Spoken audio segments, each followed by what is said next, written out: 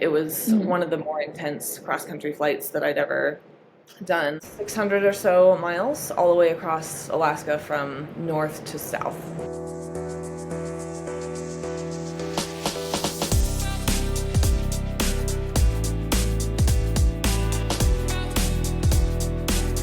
Hello, Jessica, and welcome to Fly High. Hi, thank you for having me. It's a real pleasure to have you in the studio with us today. You're in Colorado, right? I am in Colorado Springs.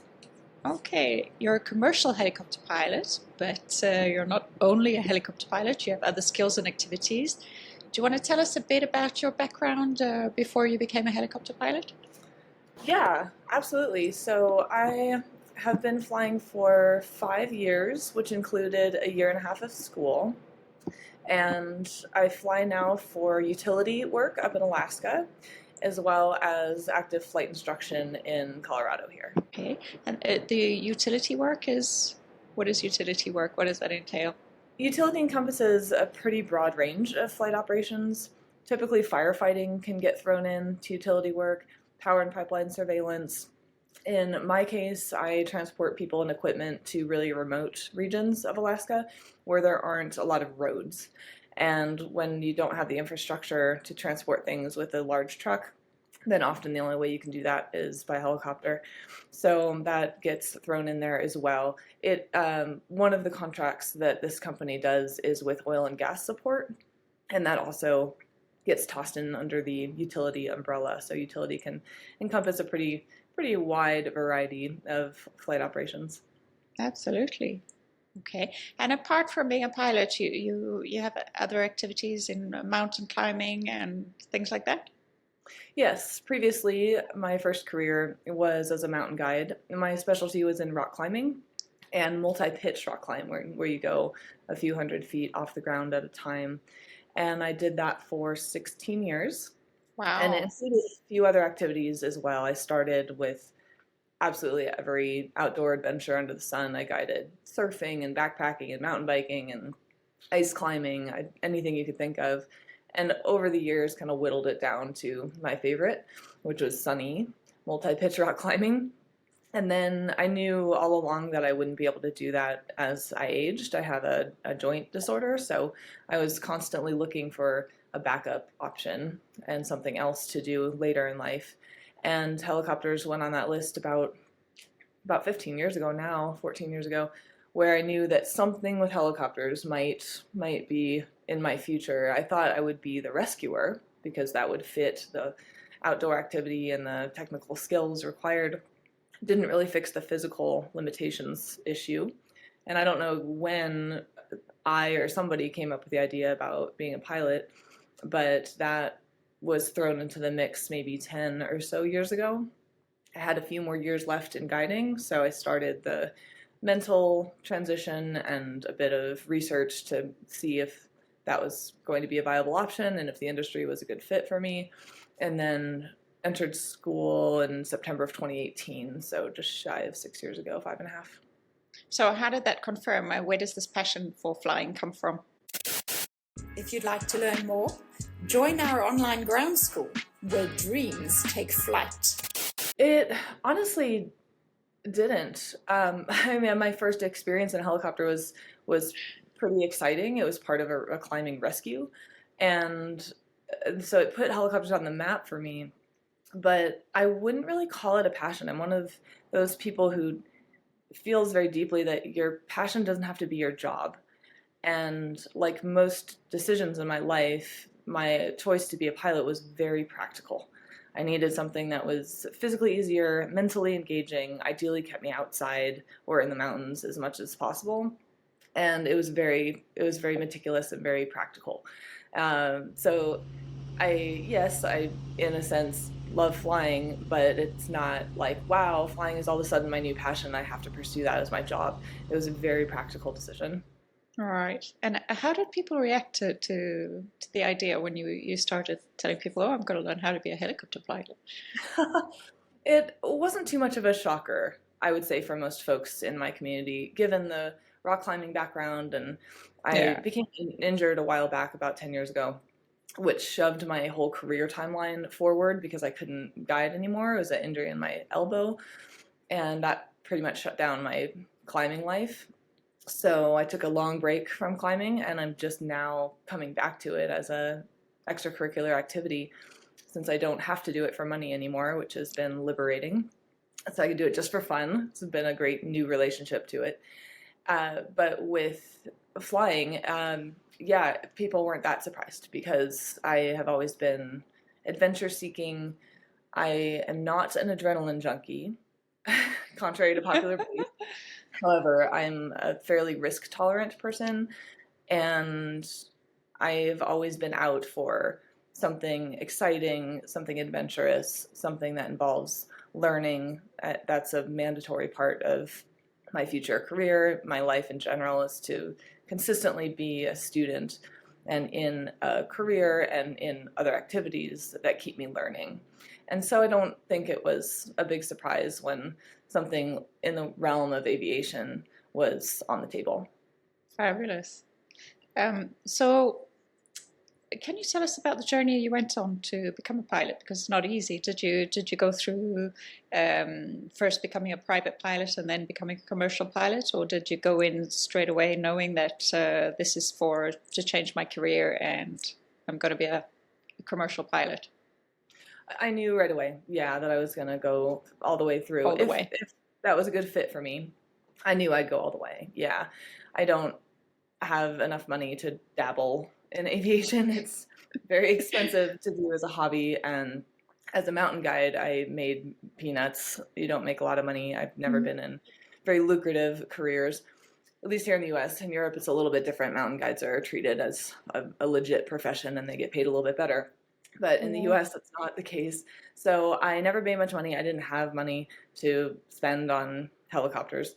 And the way I approached it is I wanted to get through school as quickly as possible. I was shooting for about a year. Okay. And here in the US, you do private commercial. Usually instrument gets thrown into the commercial rating, commercial license, and then you go on to flight instructor and flight instructor instrument. So basically 5 certifications and ratings that you need to become a professional pilot here. And I wanted to condense that timeline as much as I possibly could, mostly because I was a little bit older. I was 37 when I started flight training, and I didn't want to spend a bunch of time making this transition knowing that my time in the industry to do what I want to do is fairly limited. So I wanted to get it over with as soon as I could. And that was my approach. So shopped around, found some schools that were options. There weren't any places here that I thought, yes, for sure, this is my place. So I chose one that was somewhat close to where I lived. I commuted about an hour and a half.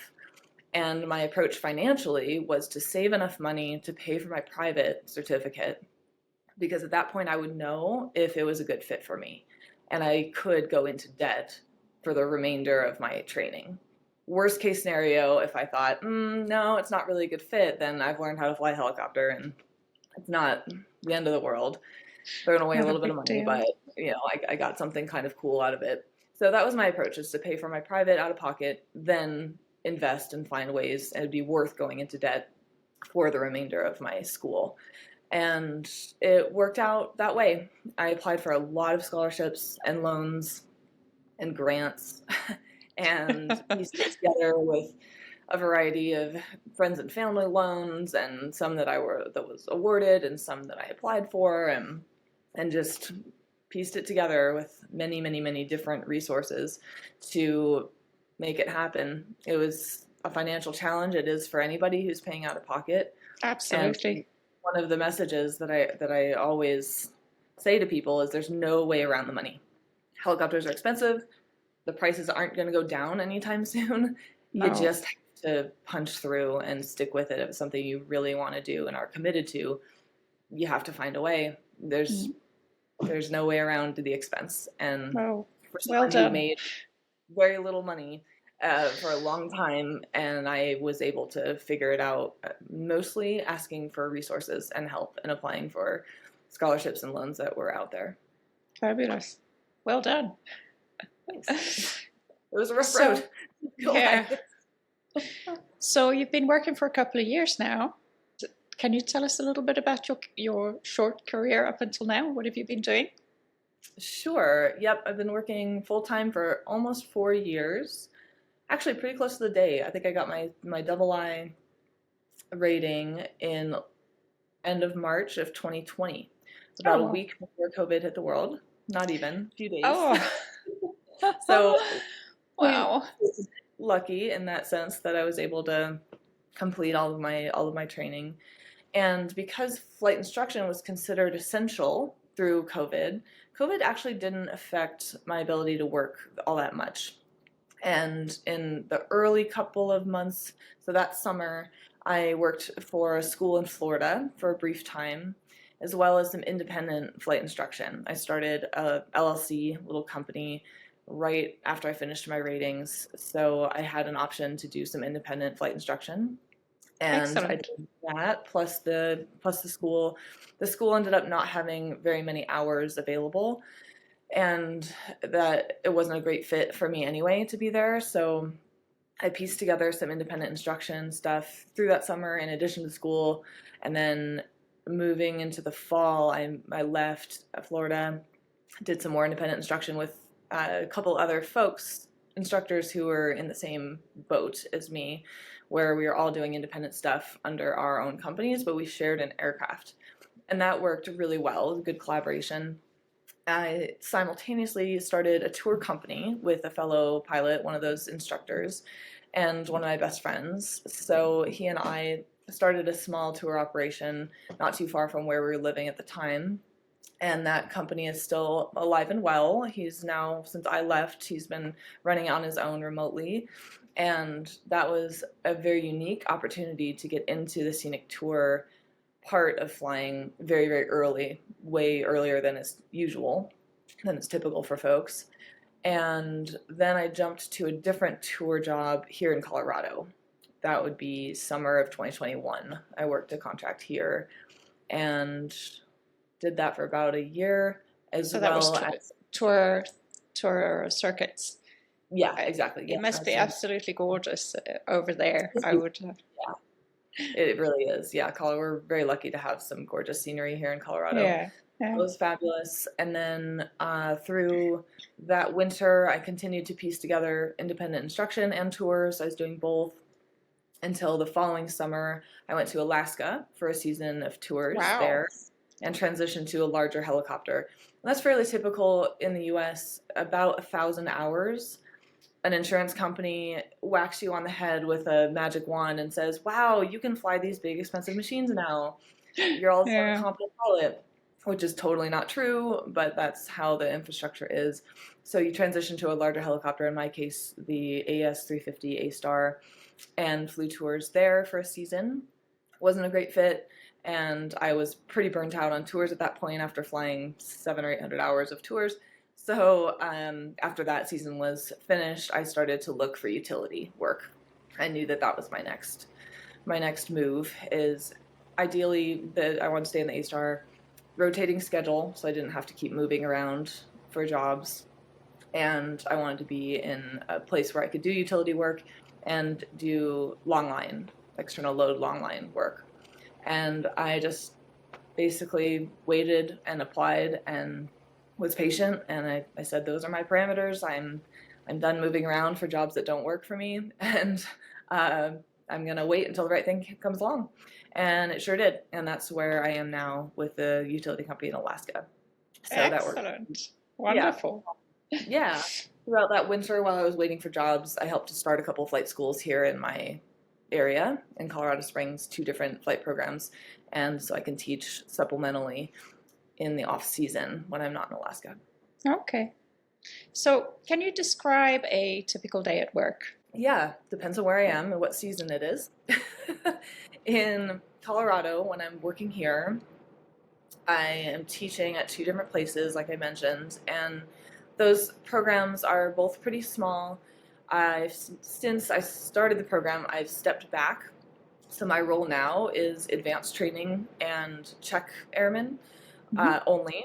We have other instructors that are handling the primary training that are looking to build hours, and I'm not in the hour building camp anymore.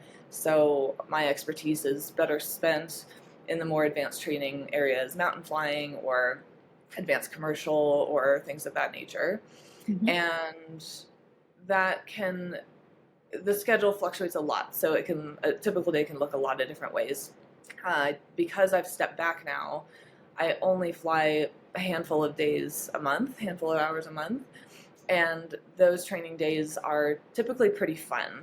A mountain flying example would be there's a huge peak, 14,000 foot peak here, just 10 minutes from the airport. And it offers a playground of wonderful mountain landings and opportunities to check out winds and learn about mountain winds and valleys and all sorts of neat conditions. And we might fly an hour in that area and learn all about all those things that get wrapped into mountain flying.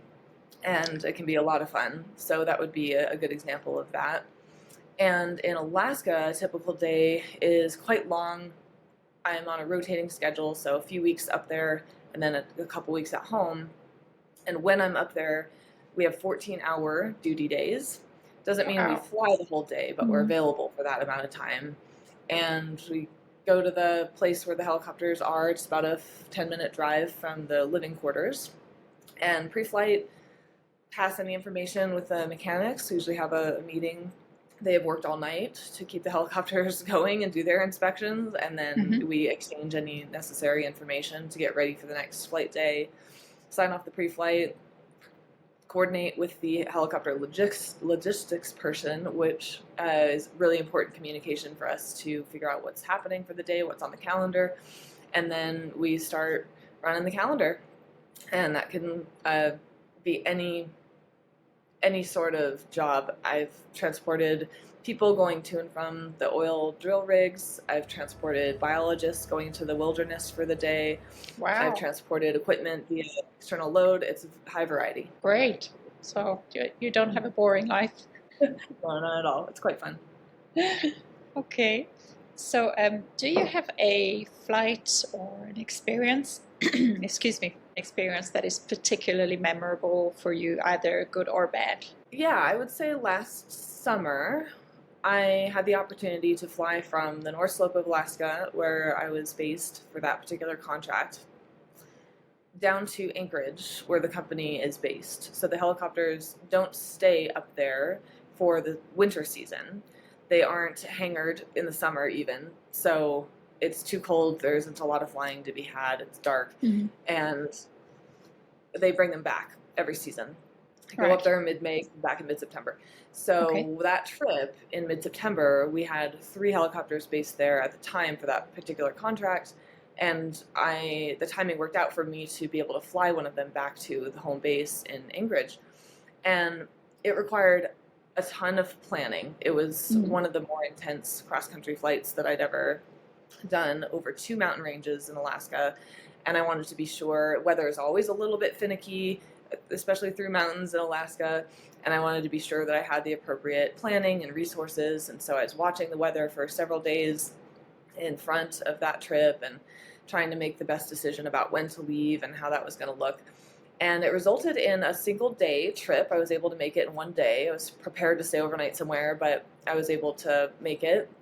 And it was just shy of 8 hours of flight time and 600 or so miles all the way across Alaska from north to south through those two of the biggest mountain ranges, the Brooks Range and the Alaska Range in the state. And it was an unbelievable experience. I was by myself in my favorite helicopter in one of the most beautiful places in our country. So that was very memorable. Fabulous. Excellent. If you could go back in time and meet Jessica as a young girl, what would you tell her? I would tell her that I would reinforce, I would say, that anything is possible with help from others, being willing to ask for help, be vulnerable, and don't take no for an answer. I think those 2 messages were passed to me certainly as a young person. My parents were incredible people, are incredible people. They they gave my sister and I some wonderful, confidence inspiring messages as girls that I carried with me, and I've accomplished some objectives in my life that also have carried that message. And who knows what else I could have done if I had also followed those messages even earlier in life than I did. All right. Okay, so what advice would you give to the youngsters of today who are dreaming about becoming a helicopter pilot? There's always going to be a hurdle. There's always something in aviation. It's maintenance, it's weather, it's scheduling, it's whatever. There's always something. And it's the same way when you're getting into aviation. There's always a hurdle and something to overcome. So don't take no for an answer. Keep at it. Those hurdles are important lessons. An example for myself would be my medical certificate. I went through a couple of years of fighting with the FAA to obtain my medical certificate, and it ended up being time consuming and expensive and very silly. Basically, they fabricated an aspect of my medical history that did not actually exist. So it was like fighting a ghost. It was really silly, and I very easily could have let that be my stop. Oh, I guess I'm not cut out for this, or I guess it's not going to work out. And I fought and I fought and I fought. And I ended up being successful, and it was one of the many hurdles. Money is another one. And if you're really serious about aviation, there's always going to be something. Those are your resilience tests, and they carry important lessons. Keep punching through. Excellent advice. Very good. Okay, is there anything else you'd like to share with our audience? I would say don't be afraid to put yourself out there and start networking early. If you're thinking about aviation as a career, aviators in general, whether it be pilots or maintenance professionals, air traffic control, aviation is a very broad industry. Start talking to people early and networking early. Aviators are very generous people. They are excited about what they're doing. They're excited to share what they're doing. And I have very, very, very rarely, I've spoken to, at this point, hundreds, but even earlier, before I even started school, I started talking to people in the industry and interviewing them, taking diligent notes about what they said, keeping their contact information. I would reach out 3 years later, hey, I'm in helicopter training now. Thanks so much for what you said, and I'm looking to expand on that now. So what else can you tell me now that I have some context for what I'm doing? People are always willing to give and share and help you. You have to be the one to initiate that and to ask for help before you can receive anything. So don't be shy about cold calling people, asking questions, doing interviews, taking good notes, reaching out years later.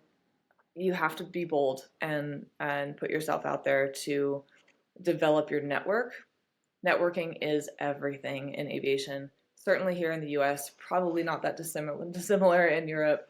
Yeah, it's the same. It's about putting together your community, and it's about who you know. It's about who you know, exactly. You can, and it's about who you know, and it's about your personality, your work ethic, who you are as a human being. You can be trained for flight skills. Nobody, in the grander scheme of things, nobody really cares about how you fly. Yes, you need to be a safe pilot and follow the rules and blah, blah, blah. That's important. I'm not saying it's not important. However, what's more important is who you are as a human being. Your integrity, your work ethic, your ability to function as a teammate, your communication, your emotional intelligence, your interactions with other humans. That's the real job. And you can be trained for any deficiencies in your flying. You can't train someone to be a good true. Yeah. So it's more true, yeah. Develop those skills as well as your flight skills. Develop your ability to communicate, to work with others, to be self-aware. And that's what I'm getting at with the emotional intelligence piece. Develop those skills equally as much, if not more, than your flight training. Excellent. So, Jessica, if anybody wants to get in touch with you, or where can we find you? Absolutely. I would recommend LinkedIn. And my name is Jessica MEIRIS, as it appears on your episode there. And email would be the other way. And so you're welcome to share that in your Okay, great. podcast distribution as well. Those are the two best ways to be in touch, and happy to help you network, to connect you with people in the industry, and answer questions if you're looking into aviation or not sure how to get started. I have a few documents when people reach out to me that give you the basics of here's what it looks like money wise, here are some options for flight schools I'd recommend, the way the industry is set up when you first get going, and I'm happy to share any of those resources. Fabulous. Wonderful. Thank you so much, Jessica, for taking the time to share your experience and giving us all this wonderful advice. It's been an absolute delight. Thank you so much for inviting me. Great to be here. And thank you everybody for watching this episode, and we'll see you soon on Fly High.